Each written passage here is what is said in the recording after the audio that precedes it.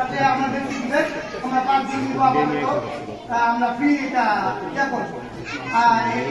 এখন বর্তমানে আপনারা উপস্থিত নাম না থাকে চান যে আমরা ছেলেটা বা মেয়েটা আমার নাতি বা আমাদের মেয়ে আমরা দিব, তাই এখনই আমরা বলেন না প্রিন্সিপাল সাহেব নাম লিখতে হবে, ভাবতে হবে। এখন যদি তোমরা ডিস্টার্ব করো, কথা বলো, দুষ্টামি করো, তো শিক্ষা কবে?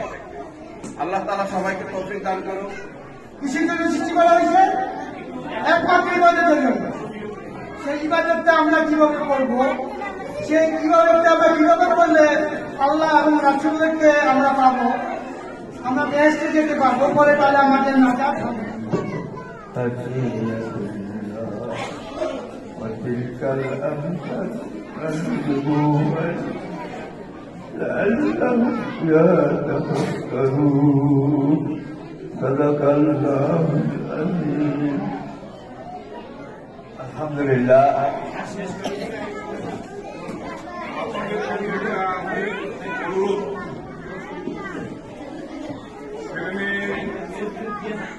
অবস্থায় জন্মগ্রহণ করে পরবর্তী সময় লালন পালন করে মাতা তার সাথে প্রশংসা করে আসে।